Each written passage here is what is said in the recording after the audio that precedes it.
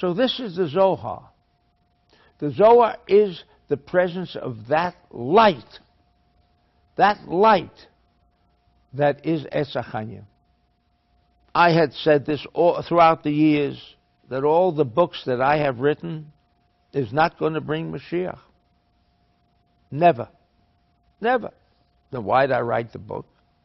I wrote the book because it would bring people into a little awareness of Kabbalah, to begin to have an open mind, and then ultimately to understand that it's only the Zohar.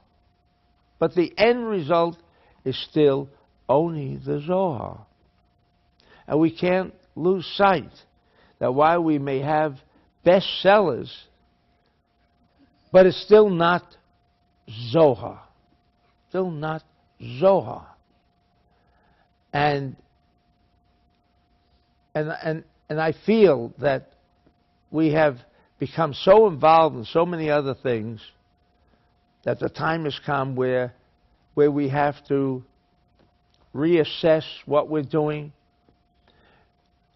We have to again reawaken in our minds how the Zohar is our life, how the Zohar is our light.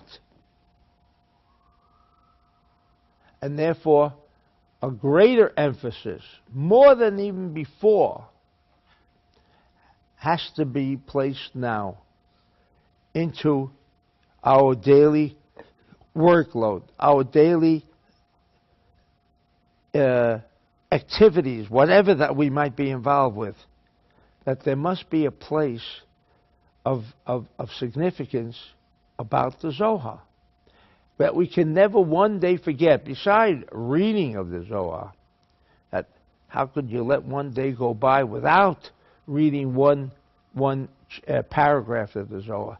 If you've gotten away even from that because we're getting so busy, and we know how long it'll take because we do it every morning. All around the world, at every minyan, there's a reading of the Zohar. Now, at least we have a cat, and that could take 30 seconds, 60 seconds. And for any of us to claim that I'm so busy and I haven't got the 30 seconds, go to sleep 30 seconds later. But to be able to go by a day without Zohar, and I know there are some of us who do not even participate in this connection with the Zohar, even for 30 seconds. Scan one paragraph. Of course, the more you scan, the more light you bring into your life. And without the Zohar in our life, then all of our efforts cannot achieve the goals that we set out each and every single day, and each and every single one of us. We cannot achieve and reach those goals.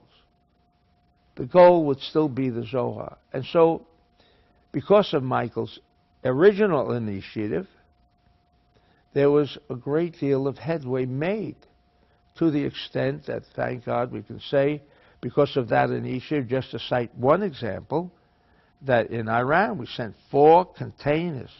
4! Not enough, but 4.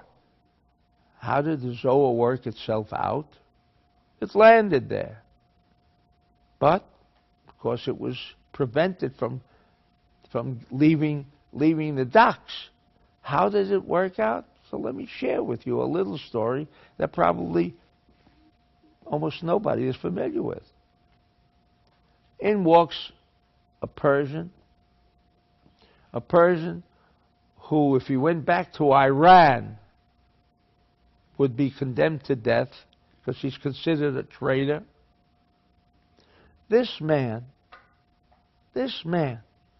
arranged, without going into all of the details which are so remarkable, but to give you an idea of how powerful this Zohar is. that after the objections of the mullah, and there were 4 containers, I mean, if they sent us a few books, maybe we turn the other way, but 4 containers. What are they trying to do, convert us? Remember, they know the Erev Rav too. The Erev Rav says it's Jewish mysticism, although for them the Zohar is a very holy book because it comes from the book of Abraham, which we already know. Where do we know? Here in the center, we know that it comes from the Sefer Yetzirah. Oh, okay. But they also had 4 containers. At the end of this show, the person who took the responsibility, I don't know if I ever told you that, Michael, the person who took the responsibility for distributing these books, and only on one condition, that I would give permission that it be distributed all over Iran, not only in Tehran. No, I agreed. Ultimately, I finally agreed. Right? The president himself. I mean, that's enough to tell you. Look at the power of the Zoar. And it turned that country way to the other side.